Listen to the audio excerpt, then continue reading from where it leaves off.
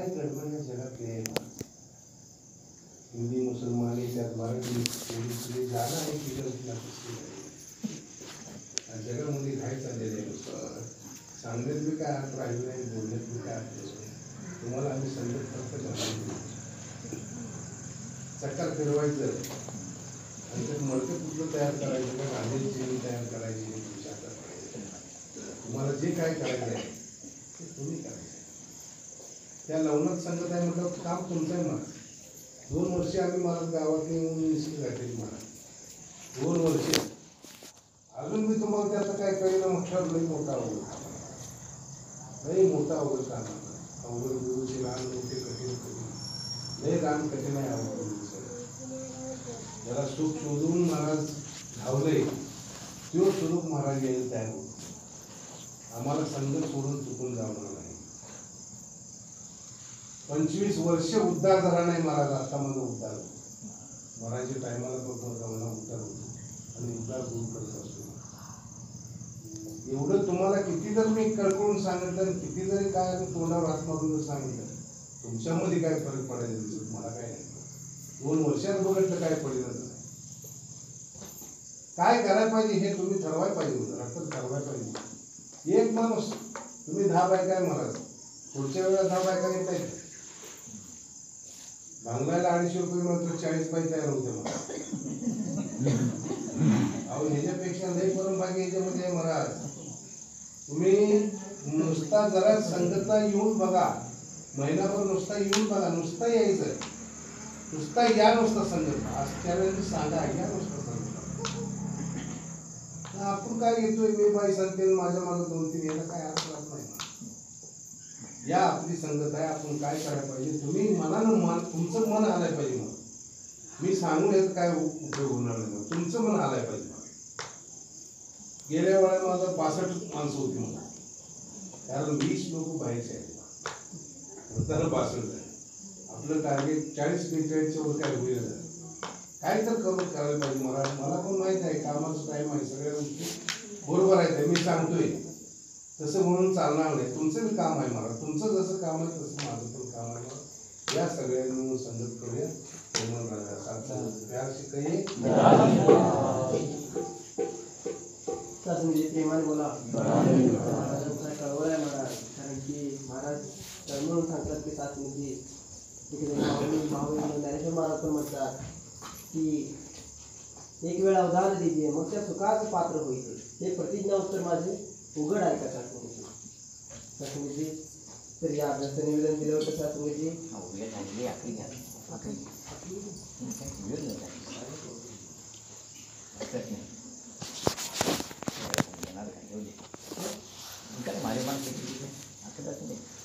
भारती झुरे बहिणीची सासवडीची आखरी गीता सेवा देखील सासवडी.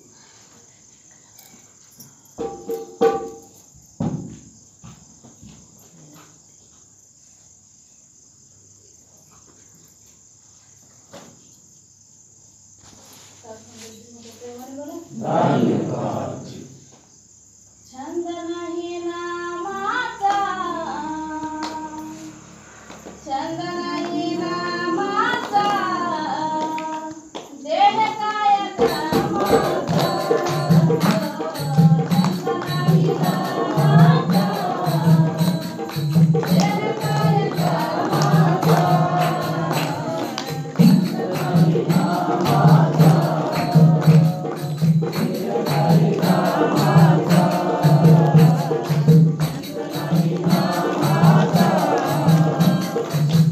काय कामाचा. Jai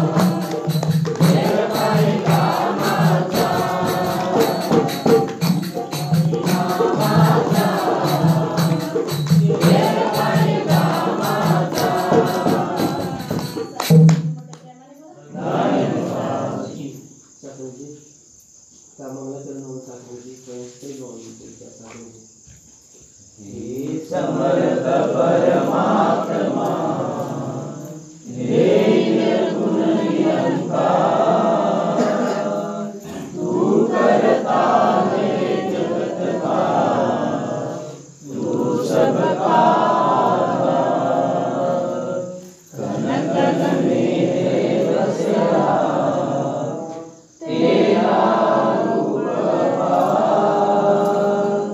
तीन काल है सत्य तू मिथ्या है संसार घट घटवासी है प्रभु अविनाशी करता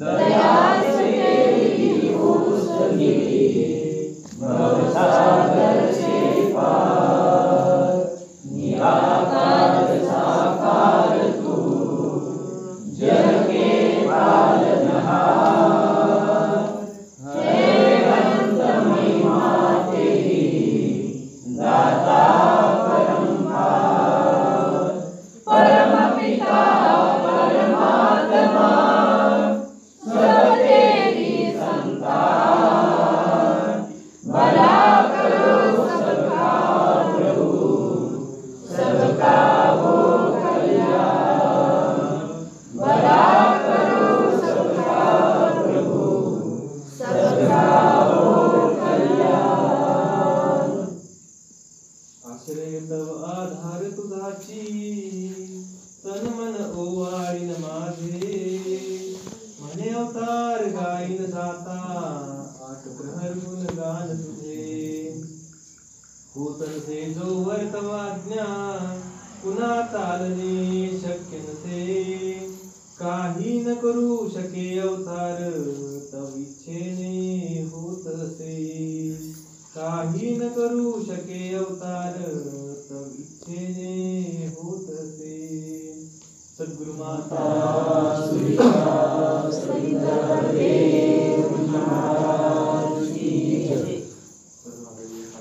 प्रेमाने बोला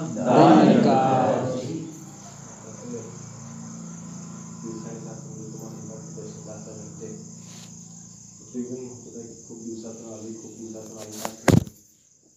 जास्तच सासंगत खूप दिवसातून नाही तर खूप महिन्यातून आलाय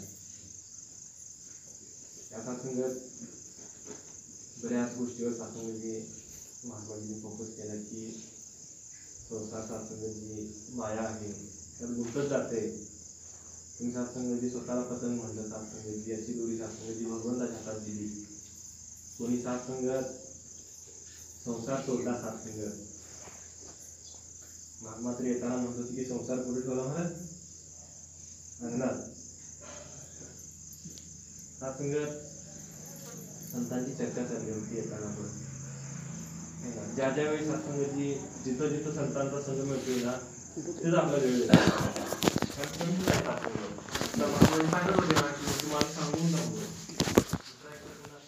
काय म्हणलं आता वाद झाले मला मी केलं महाराज एवढं ओळखतात आणि पुढच्या आठवड्यात परत पहिल्यांदा आपण सगळ्यांना का चिंतनाची गोष्ट आहे ना महाराज आपण बघूया त्यांच्या ठिकाणी जर आपण असतो दास जर एकदा दोनदा सांगितलं असतं चला सत्संगला येत नाही तर जावं तुमच्या घरात बसा मला जमलं तर मी करतो नाही मी सोडून घेतो म्हणजे नाही संत मुळात संतांचा गुणच तो आहे महाराज कुणी निंदा कुणी म्हणता सत्संग हाच आमचा सत्संग एक सत्संग बघा ना जो निरंतर सत्संग करतो ना त्याला सत्संग शिवाय जमतच नाही महाराज त्याची भूकच आहे एकदा काय झालं सासंगत एका महात्म्याच्या समोर एक पंचपक्वानानं भरलेलं ताट ठेवलं आणि तो बाहेरून आला होता त्याला दिलं ताट जेवा जेवा म्हणून पण सासंगत तो जेवेच ना ताटात मस्त सासंगाची एकदम चविष्ट पदार्थ होते त्याला पण आवडले होते त्याला पण खायचं होतं पण जेवेच ना आता देणाऱ्या सासंगाची चिंतन लागलं की त्याला चिंता करायला लागली एवढं भारी जेवण दिले आणि खात का नाही पाहुणा है ना एखादा पाहुणा आपला जावायचा आला की त्याला वाटतं आणि जावाय जर जेवला तर दास जावई म्हणून सांगतोय जावई रुसलाय वाटतं है ना म्हणजे चिंता लागते ना. तसं त्या महात्म्याला चिंता लागली की हा जेवत का नाहीये. त्यांना विचारलं, ते म्हणले मला भूकच नाही. आता त्याला भूक नाही, तो फुल्ल जेवण करून आलाय बाहेरून येताना आणि त्याला जेवण दिलं. कितीही चविष्ट असलं तर महाराज जेवेल का कोण. त्याला काय पाहिजे, पंच पक्वान चविष्ट पदार्थ असून सुद्धा सगळ्यात महत्वाचे काय तर भूक आहे. भूक लागली तर पुढचं पदार्थ मी खाणार आहे.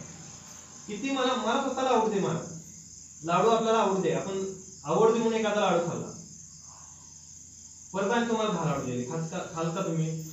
किती खाणार त्यातले? जोपर्यंत भूक आहे तोपर्यंत. म्हणजे याचा अर्थ काय, भुकेला फार महत्व आहे. महात्मा म्हणले ना, शाम को खाया तो फिर भी कडी. सत्संगात मी किती जरी खाल्लो तरी मला भूक लागते. तसं संतांना सत्संगाची ना सत्संगाची भूक असते, संतांच्या वचनाची भूक असते, सद्गुरूचा गुणानुवाद ऐकण्याची भूक असते. म्हणजे नवे नवे आपल्या मुखाने त्याचा गुणानुवाद करावा, त्याचा एहसास करावा. म्हणून सत्संगाची संत एवढे सत्संगाची शोधाशोध करतात की दुसरा संत कुठे आहे. स्वतःला दास भावने महात्मा म्हणले ना, दास भावनेनं जगणं फार महत्वाचं आहे सत्संगाची. जसं सत्संगाची भक्त हनुमंत जगत होते, किती दास भावना हो, किती त्यांच्याकडे शक्ती एवढी होती ना महाराज. एका सत्संगाची पावलामध्ये सत्संगाची त्यांनी समुद्र पार केला होता. एका पावलामध्ये, एका झेपेत सत्संगाची समुद्र पार केला होता. किती शक्ती आहे ना महाराज. ह्या देशातून त्या देशात जायला समुद्रावर किती वेळ लागतो, किती दिवस लागतो? 6-6 महिने. आणि ह्यांनी एका झेपेत गेले महाराज. नवे नवे किती तर राक्षस त्यांनी मारले. त्यांच्याकडे एवढी शक्ती होती ना, ते रावणालाही मारू शकत होते. पण त्यांनी काय म्हणले शेवटी स्वतःला, दास, मी आपके चरणों का दास हूं बस. ती दास भावना साधने त्यांना एवढी मोठी केली ना, त्या दास भावनेनं त्यांच्या, की आज जगामध्ये मंदिर कोणाचे असतील तरी कोणाचे जास्त आहे? हनुमंताचे. प्रत्येक गावामध्ये हनुमंताचं मंदिर असतं. श्रीरामाचं आहे का? म्हणजे भक्ताकडे सत्संगाची पहिला गुण असावा तो दास भावनेचा. त्याला भूक असावी सत्संगाची, समर्पणाची. सगळं समर्पित करता आलं पाहिजे. मला सत्संगाचे आज सद्गुरू माताजींच्या कृपेनं एवढं अमोलिक असं ब्रह्मज्ञान प्राप्त झाले. मी सत्संगाचे त्याचं जर मूल्य ठेवत नसेल, काय अर्थ आहे सत्संग? जसं सत्संगाचे एक मेंढपाळ सत्संगाची मेंढ्या घेऊन निघाला सकाळी, आणि सत्संगाची डोंगरातनं मेंढ्या चारत असताना त्याला एक चमकणारा दगड सापडला. शेवटी मेंढपाळ आहे महाराज तो. चमकणारा दगड सापडला म्हणून त्याला आवडीने घेतला. काय केलं, जी जवळ गळ्यात टावेल असतो ना महाराज, त्यांचा छोटा टावेल असतो, बांधला त्याचा आणि मेंढीच्या गळ्यात बांधला. जी आवडती त्याची मेंढी होती त्याच्याकडे. पण होता काय, तो दगड होता का महाराज? हिरा होता. त्याच्या नजरेने ते ओळखलं का? काही उपयोग त्याला झाला का? भाग्यानं आर्थिक महाराज जवळ आलं, गावलं, चमकलं, सगळ्या गोष्टी झाल्या, त्याला प्राप्त नाही ना झालं ते. तसं सत्संग जे आम्हाला सगळं सापडले, संतांच्या कृपेने ते आम्हाला घावले, जे अमोलिक आहे. आता बहिणी म्हणले ना की गावात भरपूर अशी संख्या आहे, तिथं मोजकेच का आहे? तो का आहे? आपल्याला कोणतरी संतांनी आणलं म्हणून आपण आहे ना इथं. पण सगळ्यात महत्वाचं आम्ही आलो, जसं तो चमकत होता, बरोबर, त्याच्या भाग्याने ती चमकत होता. तसं हे संत चमकत आमच्या जीवनामध्ये आले. सत्संग जे आम्हाला त्यांनी घेतलं सुद्धा उचलो, पण जर आम्ही त्यांच्या जवळ झालो नाही तर, समजा आम्ही सत्संगाची अमोलिक असं ब्रह्मज्ञान आमच्या जवळ आलं, जसं तो हिरा त्या मेंढपाळाला सापडला, आणि त्याचं मूल्य समजत नसेल तर आम्हाला आम्ही काय करणार आहे महाराज?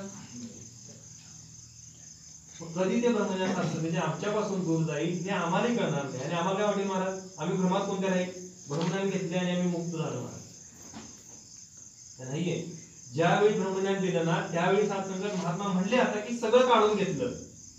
हे सगळं कुणाचं आहे? निराकाराचं आहे. त्याच्या कृपेनं मला देह असू दे, मन असू दे, चित्त असू दे, धन असू दे, काहीही गोष्ट सत्संगाची या आयुष्यामध्ये, या भूतलावर जी गोष्ट मला प्राप्त झाली ती ह्या भगवंताच्या कृपेने प्राप्त झाली, ह्या निराकाराच्या इच्छेने प्राप्त झाली. आणि ते मी कोणाला अर्पण करतोय? निराकाराला. माझं काय महाराज? आजचा प्रवास इथं संपणारा नाही असं कोण सांगू शकते? कोणी नाही सांगणार. माझं पुढचं क्षण कोणता असेल कोणी सांगणार आहे का? कोण आहे का असं? मी पुढच्या वर्षापर्यंत जगणारच आहे असं म्हणणार कोण आहे का? तर ती गोष्ट माझ्या हातात नाही. मी पण म्हणलो असतो मला 100 वर्षांना मी ही एक गोष्ट करणार, कारण माझ्या हातात आहे का? सगळं नाही माझं, काहीच हातात नाही माझ्या. मला माहित आहे माझं जीवन क्षणभंगुर आहे, मला हे पडलेलं स्वप्न आहे, पण तरी सुद्धा मी जागा होत नाही है ना. जसं माऊली म्हणतात, जे स्वप्न माझी देखील ते स्वप्नाची साचा म्हणजे जे चेवणीया आहे तर काही नाही. स्वप्न पडलं महाराज, खूप सुंदर स्वप्न पडलं. एक गरीब होता, त्याला स्वप्न पडले की उद्या लॉटरी तिकीट मिळलं, लॉटरी पण लागली, गाडी घेतली, बंगला बांधला महाराज, सगळ्या गोष्टी झाल्या की घरामध्ये. आता पडलेलं काय त्याला स्वप्न आहे. आणि एवढा आनंद झाला ना महाराज, एवढा आनंद झाला की तो ओरडून सांगायला लागला, मला ते तिकीट गावले, मी एवढं सगळं करणार आहे. ओरडत उठला महाराज आणि उठून बघतो तर काय महाराज. म्हणजे काय, पडलेलं स्वप्न कधीपर्यंत खरं आहे? जागा उभं आहे. मी ज्या क्षणाला जागृत झालो ना, त्या क्षणाला मला कळेल की स्वप्न आहे. चेवण्या पाय म्हणजे उठल्यानंतर सत्संगाची जागृत अवस्थेनंतर मला कळते की पडलेलं स्वप्न आहे. हकीकत काय आहे महाराज? गरीबच आहे. म्हणजे आता अर्थ काय, हे जे मला जीवन प्राप्त झालेलं आहे ना, एक क्षण भंगुर आहे, हे स्वप्न आहे सत्संगाची. आणि हे स्वप्न कधीपर्यंत आहे? जोपर्यंत माझा श्वास अंतिम ठरत नाही तोपर्यंत. एकदा श्वास माझा थांबला, सत्संगाचे स्वप्न संपलं, त्यावेळी मला कळणार आहे की बाबा मी ज्या कारणासाठी मला हा जन्म प्राप्त झाला होता ते मी सोडून दिलो आणि नको त्या गोष्टी मागे धावत धावत परत सत्संगाची जीव लक्ष 84 जीवयोनीमध्ये सत्संगाची माझी धडपड, माझी सत्संगाची जीवनचक्र चालू राहिलं. सत्संग लक्ष 84 जीवयोनी, सत्संग एक एक योनी आणि त्याला मी कोट फेरा. एक तर आहे 84 लक्ष झाले आणि संपले, एक एक योनी कोट फेरा. एका योनीमध्ये माझ्या कर्मानुसार मला कोट वेळा फेरा घ्यावा लागेल. चिंतन करूया महाराज. हे संत एवढे चिडत का असतील तुम्हाला माहित होत नाही, तुम्ही काय समजून घेत नाही, का चिडत असतील हे त्यांना माहित आहे. एक एक योनी कोट फेरा, तेव्हा कुठे लागे मानवाचा वाट. एवढं सगळं झाल्यानंतर लास्ट लाईन है ना, जसं भगवान श्रीकृष्ण म्हणतात की सर्व जन्माच्या शेवटी मनुष्य जन्म पावे पाठी, त्यावेळी उत्तम कीर्ती न रचली सेवा. त्यासारखी सुंदर कीर्ती, त्यासारखं सुंदर काय मी बनवलंच नाहीये ह्या मनुष्यासारखं. का तर ह्या पूर्ण लक्ष 84 जीव योनीमध्ये एक मनुष्य असा आहे की तो त्या भगवंताची प्राप्ती करून घेऊ शकतो है ना. तो साधक आहे आणि साध्याच्या सत्संगाची शोधामध्ये फिरत असताना जो साधनाचा वापर करणार आहे, जे असाध्य असं साध्य आहे माझ्याकडे, जे मला साध्यच होऊ शकत नाहीये, असं कधी प्राप्त होणार आहे हो? दृष्टांत सद्गुरू माझ्या जीवनात आल्यानंतर. साधन म्हणजे सत्संगाचे संत आहे, ही सत्संग आहे, ह्यांच्या कर्मे सत्संगाची मी सद्गुरूकडे जाणार आहे, सद्गुरूची प्राप्ती मला होणार आहे, सद्गुरू माझ्या जीवनामध्ये येणार आहे. आणि असाध्य असा सत्संग हा निराकार जो माझ्या अंगसंग असून सुद्धा मी आजपर्यंत पाहिला नव्हता, ज्याची मला जाणीव नव्हती है ना, जो निरंतर मला पाहतोय, जो माझं सगळं कर्म पाहतोय, मी काय करतोय काय नाही सगळं पाहतोय सत्संगाचे. हे जन्म नाही तर लक्ष 84 जीव योनी, सगळ्या योनीमध्ये कर्म सत्संग, सगळ्या जीव योनी त्याने पाहिलेले आहे. तो निरंतर आहे सत्संगाची. मी यायच्या अगोदर तर हजारो वर्ष लाखो वर्ष सत्संगाची तो होता, तो आहे, तो राहणारी आहे सत्संगाची. त्याला जन्म नाही, त्याला मरण नाही, त्याला वारा सत्संगाची वाहून येऊ शकत नाही, हवा सुकवू शकत नाही, पाणी बुडवू शकत नाही सत्संगाची. असा हा निरंकार केवळ ना केवळ सत्संगाची मला सद्गुरूच्या कृपेने सत्संगाची. फक्त मी काय केलो, सत्संगाच्या संतांना शरण गेलो, त्यांचा एक शब्द ऐकला, चला महाराज सत्संगाला. मी इथं सत्संग मध्ये आलो आणि सद्गुरूच्या सत्संगाची कृपेने हा मला प्राप्त झाला. किती अमोली कशी गोष्ट आहे हो. किती सत्संग जन्मानंतर मला मिळालेले आहे. नवे सत्संग मनुष्य जन्माच्या योनीमध्ये आल्यानंतर सुद्धा माझी किती तर वर्ष अशी गेली अजाणतेपणे है ना. एक महात्म्याच्या सत्संगाची जर वय पाहिलं तर 70 वर्ष झाली महाराज. आता त्यांना त्यांच्या जीवनामध्ये सद्गुरूची प्राप्ती झाली. आणि एक महात्म्याचं वय बघितलं तर सत्संगाची 5-6 वर्ष. चिंतन करूया सत्संगाची की मला जीवनाच्या कोणत्याही टप्प्यावरती हे ज्ञान जर प्राप्त झालं तर त्याचं मूल्य मला जाणता आलं पाहिजे. सत्संग जर त्याचं मूल्य जर मला जाणलं नाही सत्संगाची, माझी अवस्था त्या मेंढपाळाच्या वरती होऊन जाईल. कारण सत्संग आहे, सत्संग सगळं मिळणार आहे. गुरुच्या सत्संगाची एकदा गुरु जीवनात आला ना, मला सगळ्या गोष्टीची प्राप्ती होणार आहे. सुख संपत्ती धन वैभव मला जी पाहिजे ते फक्त सत्संगाची मी अपेक्षा करायची है ना. मला इथे जगता आलं पाहिजे दास भावनेनं, मला समर्पित भावनेनं. मी किती केलो, मी किती काय केलं सत्संग ह्याला महत्व नाहीये. मी आलेल्या क्षणाला जोपर्यंत सत्संगाची माझं समर्पण, माझं सर्वस्व सत्संगाची ह्या सद्गुरूच्या चरणावरती अर्पण करत नाही ना, तोपर्यंत मला सगळ्या गोष्टी प्राप्त होत नाहीये. आणि जरी एकदा जरी केलं, महात्मा म्हणले ना, अवधान एक वेळ दिजे मग सर्व सुखाशी प्राप्त होईल. सत्संगाचे अवधान एक वेळ दिजे म्हणलेलं आहे. एकदा ध्यानच्या सत्संगाची ऐका, कधी ते ब्रह्मज्ञान घेताना सत्संग ऐकलं का आम्ही, त्यावेळी जर आम्ही सत्संगाची अवधान दिलं असतं, त्यावेळी आम्ही जर ते पूर्ण एकदम एकाग्र चित्ताने सगळं ऐकलं असतं, सत्संगाची आमचं समर्पण झालं असतं, है ना. ती गोष्ट मी विसरते महाराज. जोपर्यंत मी सत्संगमध्ये आहे ना, तन मन धन निरंकार प्रभू की देणे सत्संगमध्ये असेल तोपर्यंत. बाहेर पडल्यानंतर महात्मा म्हणते ना, मी करतोय, ही भावना माझी जागृत होत्या. घरी जावा, घरी गेल्यानंतर बघा, आता मी सत्संगवरून आलोय, ह्यांना काय मी सगळं आणून टाकलो होतो, तरी पण असं केले, मला पाणी विचारत नाही, जेवला का म्हणून विचारले नाही, झोपले. ही भावना सत्संगाची म्हणजे काय आहे, स्वतःच्या कर्तृत्वाची जाणीव आहे सत्संगाची. मी करतोय. बहिणीला वाटते, आले बघा आता फिरून निवांत, हे आले, मी सगळं आवडलं, आता झोपू पण देत नाही बाबा, ह्याने आम्हाला जेवायला वाढा. ते गोष्टी बघा किती सूक्ष्म गोष्टी आहेत, पण मला माझ्या स्वतःची जाणीव करून देते, मी करतोय. ही भावना जी आहे ना सत्संगाची, मला भक्तीपासून दूर घेऊन जाते. म्हणून निरंतर संतांना संग केला ना, की जाणीव राहते, महाराज मी कोणी नाही, हे पडलेलं स्वप्न आहे. मला काय करायचंय, माझं कर्म करायचं, आणि तेही काय दासत्वाच्या भावनेनं. मग काय होईल, संसार हा परमार्थ होऊन जाईल. परमार्थासाठी महाराज मला बाहेर जायला लागेल, मला संसार सोडावा लागेल, गेलं महाराज ते त्यावेळेस. आता सद्गुरूची एवढी मोठी कृपा आहे ना माझ्यावरती, की महाराज मला संसार परमार्थ करून टाकला सद्गुरूने. काय तर फक्त एहसास, त्याचा शुक्रिया, ही जी गोष्ट आहे ना सत्संगाची, मला भगत बनवते. मी प्रत्येक गोष्टीला जर शुक्रिया अदा करायला लागलो, त्याला थँक्यू म्हणायला लागलो, त्याचा आभार मानायला लागलो, सत्संग हा निरंकार माझ्यापासून दूर जाणार नाही. आणि ज्यावेळी असं असेल ना सत्संग, मला जी गोष्ट पाहिजे ती मला मागायला पण लागत नाही, ऑटोमॅटिक ती गोष्ट चालून येते. प्रत्येक महात्म्यांचा असं जे अनुभव घेतला असेल या गोष्टीचा, दासनं जर घेतलाय, मागायला लागत नाही महाराज. मागून बघा, मिळत नाही, आणि सोपवून बघा त्याच्यावरती, चालत येते, पळते महाराज मागून. अनेक गोष्टी आहेत महाराज. मी सत्संगाची इथं येऊन फक्त समर्पित होण्याची गरज आहे. ज्ञान तर मला प्राप्त झाले, आता ध्यान ठेवलं पाहिजे. ध्यान म्हणजे काय, एहसास हा माझ्या अंगसंग आहे, त्याचं नामस्मरण. निरंतर सत्संगाची संसार करत असताना याचं नामस्मरण करायचं. जसं सत्संगाची संत जनाबाई काय करायची, शेणाच्या गोवऱ्यात थापताना ती नामस्मरण करायची, विठ्ठल विठ्ठल, है ना. त्या सत्संगाची त्या गोवऱ्यात ज्यावेळी दुसऱ्यानं चोरल्या, पहिचान कशी झाली असेल, कशी ओळख झाली असेल ही जनाबाईची आणि ह्या त्या दुसऱ्या बाईच्या म्हणून कशी झाली असेल, तर त्या कानाला लावल्यानंतर त्यातून आवाज येत होता, विठ्ठल विठ्ठल. काय भक्ती असेल महाराज, शेणातून माझ्या मुखातून येते महाराज, येतोय का.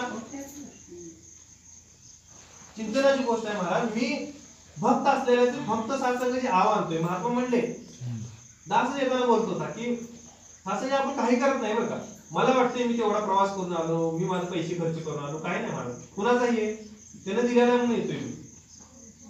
उद्या नसू दे सत्संगाची गाडी पंक्चर होऊ दे, उद्या खिशामध्ये पैसे नसू द्या, येईल का मी. समागमाला सत्संगाचे एक डॉक्युमेंट दाखवत होते की उत्तरांचल मध्ये सत्संग होत होते बाबाजींच्या उपस्थितीमध्ये, आणि तिथं आलेले महात्मा कितीतरी सत्संगाची प्रवास 3 दिवसाचा प्रवास करून आलेले होते. आणि महात्मा गेले बाबाजींच्या जवळ, म्हणले की पुढे सत्संगाची बसलेच नाही 25 महात्मा बाबाजी, हे 3 दिवसाचा प्रवास करून आलेले. म्हणजे काय, समोर जी पहाड दिसते, जे डोंगर दिसतोय, जसा आपला आहे ना ह्याच्यापेक्षा पण उंच, तो जो डोंगर दिसतो त्याच्या पलीकडे एक डोंगर आहे, तो नव्हे त्याच्या पलीकडे एक डोंगर आहे, असे 3 डोंगर पार करून त्यांचं गाव आहे. आणि त्या गावातून सत्संगाची ते महात्मा 3 दिवसाचा प्रवास करून चालत वाट काढत सत्संगासाठी येतात. बाबाजी म्हणले, हा अच्छा. आता बघा बाबाजी किती सत्संग जे आपण म्हणतो ना सद्गुरू अंतर्यामी होत आहे. मला सांगायची गरज नाही महाराज मला काय पाहिजे, मला काय त्रास होतोय, माझे दुःख दूर करा, काही सांगायची गरज नाही. आपण म्हणतो ना मी एवढ्या सत्संग केला माझं दुःख दूर होत नाही, काय दिसत नाही, काय वाटतं की नाही? का तर माझ्याकडे सत्संगाची जाणीव होत्या, जाणीव मी सत्संग केली ही जी जाणीव आहे ना सत्संगाची मला ती भक्तीच्या खालच्या पायरीवर आणते. बाबाजी म्हणले सत्संगाची की ठीक है इतने दूर से आए ना, ठीक है लेकिन मैं उस महात्मा के बारे में सोच रहा हूं जो इनको खबर देने जाता है. आता मला सांगा महात्मा ते 3 दिवसाचा प्रवास करून ग्रुपने सत्संगाला आले. 3 दिवसाचा बरं का, 3 दिवस आणि 2 रात्र बरोबर ना. एवढा प्रवास करून ते सत्संगाला आले चालत डोंगरातून मार्ग काढत. बाबाजी कोणत्या गोष्टीचा विचार करत होते, कोणत्या महात्म्याचा विचार करत होते? जो महात्मा त्यांना सांगावा द्यायला गेला त्याला पण तेवढाच प्रवास आहे ना महाराज. किती दिवस अगोदर निघावं लागलं असेल त्याला? हा सत्संग आहे, किती दिवस अगोदर निघाला असेल तो? 6 दिवस. 6 दिवस 6 दिवसाच्या पूर्वी त्याने घर सोडलं, तो चालत निघाला. 3 दिवस 2 रात्र चालला, जाऊन सांगावं दिला की हा बाबाजी आहे. त्यांना सगळ्यांना गोळा केलं, बाबाजींच्या उपस्थितीमध्ये कार्यक्रम आहे, सत्संग आहे, त्यांच्या दर्शनासाठी महाराज ती सत्संगत घेऊन तो महात्मा परत आला. किती दिवस गेले? 7 दिवस गेले. 1 दिवस त्यांना गोळा करायला. चिंतन करा महात्मा काय त्या महात्म्याचा भाव असेल. आणि मला गाडीवर बस म्हटल्यानंतर दास स्वतः सांगतोय बरं का, माफ करा तुम्हाला नाही दास सांगतोय. दास पण सेवा झाला, शिकवत नाही सांगतोय, शिकतोय, तुमची सेवा करतोय. दास चिंतन करतो. गाडीवर बसा म्हणलं तरी होत नाही ना. आम्हाला किती आपण कोणत्या अवस्थेला ना आपण पाहायचं.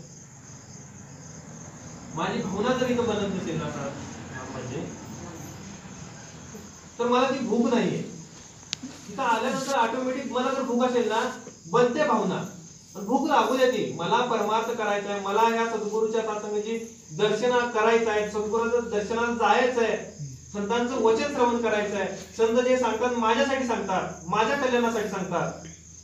ही जर भूक माझ्या मनामध्ये असेल ना मी ऑटोमॅटिक इथं बसल्यानंतर एक महात्मा त्याच्या वेळेला वचन काढतो ना मुखातून एक वचन ते त्या चातक पक्षाप्रमाणे सत्संग मी श्रवण करणार. आणि मग सत्संग माझ्या जीवनाचा उद्धार आहे.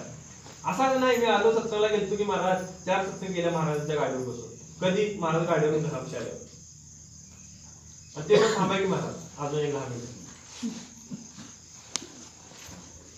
माझी जी ही भावना आहे ना महाराज मला पुढे जाऊ देत नाही. मला स्वतःला बदलता आलं पाहिजे.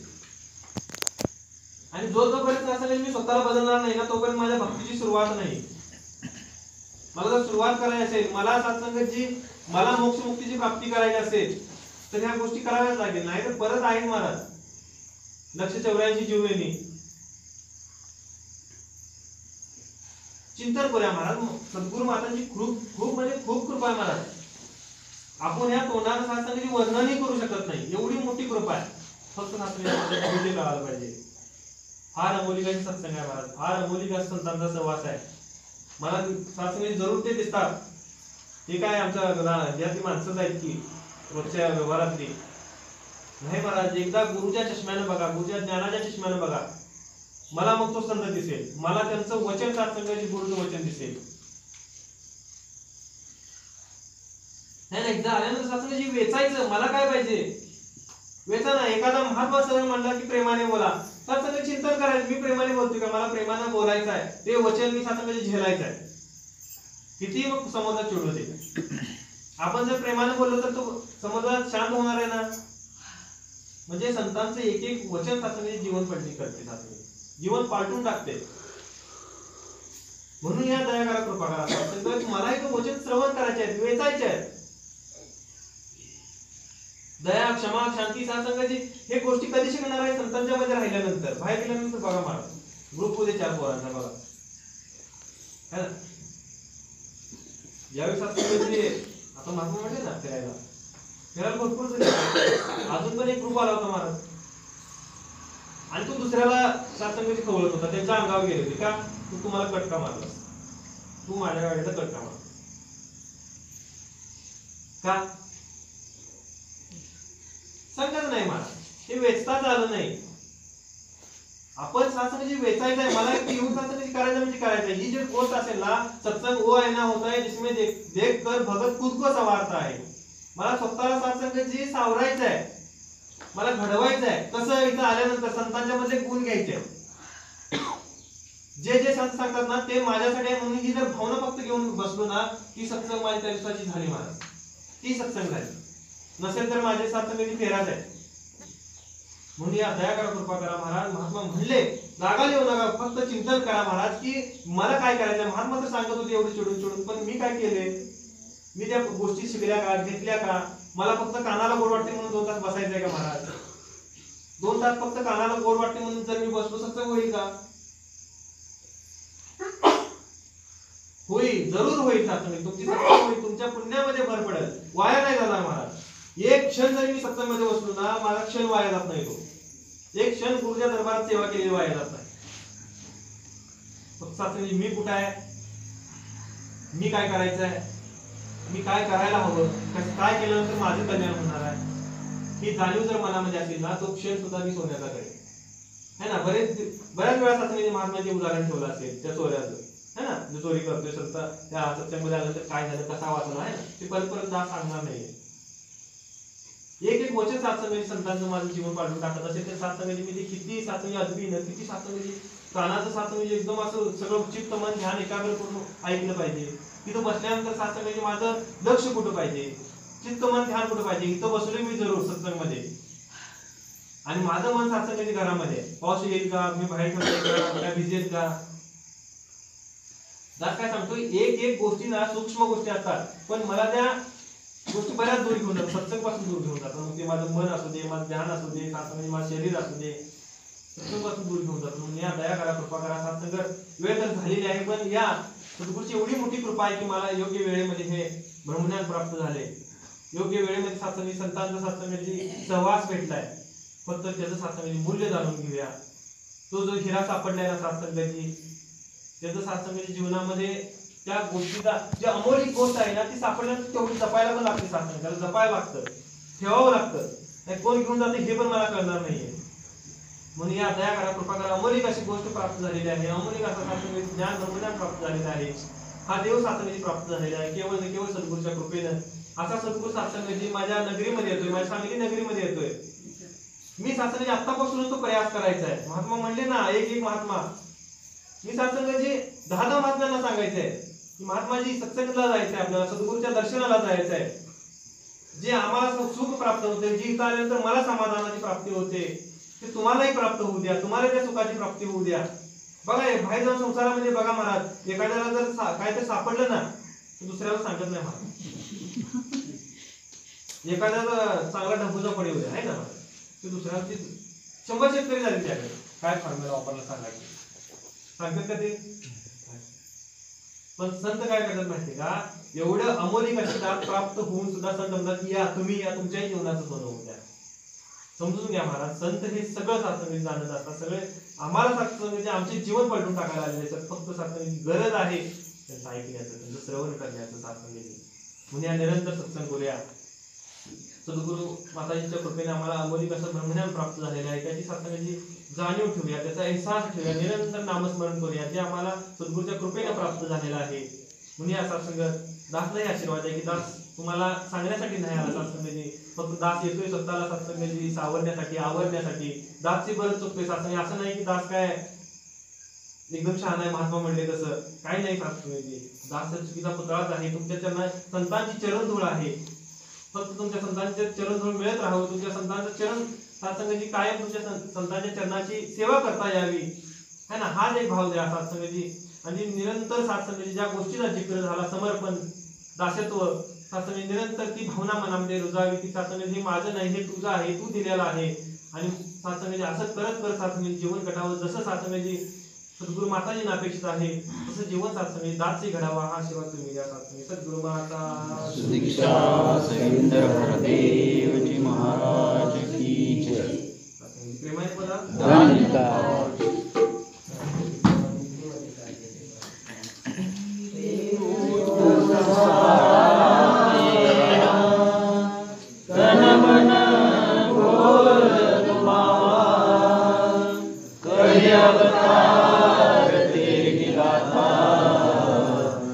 दिन राती गुण गावा कहे अवतार तेरी दाता दिन राती गुण गावा एक तुझी निरंकार एक तुझी निरंकार तुझी निरंकार एक तुझी निरंकार मैं हंसता उजळहार मैं हंसता उजळहार तू है दाता लक्षणहार तू है दाता लक्षणहार मेरे अवगुण नाचिकार मेरे अवगुण नाचिकार तुझी निरंकार एक तुझी निरंकार तुझी निरंकार एक तुझी निरंकार तेरा रूप है संसार तेरा रूप है संसार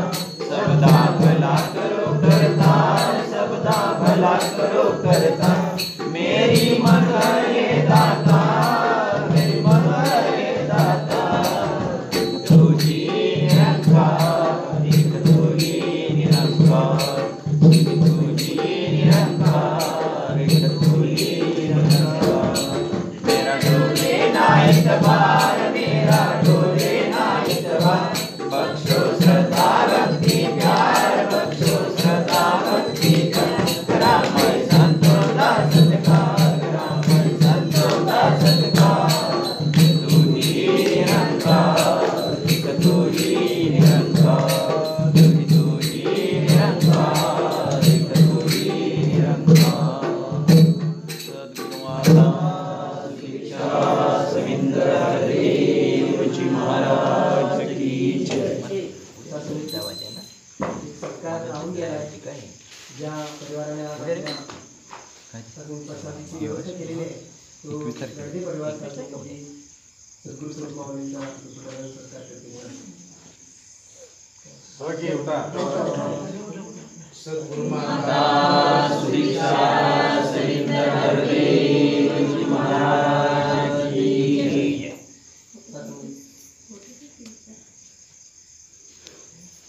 पुस्तक आले मी सांगा पावती पुस्तक आलेल्या साधूंची ज्यांना ज्यांना सेवा करायची त्यांनी सेवा करून घ्यावी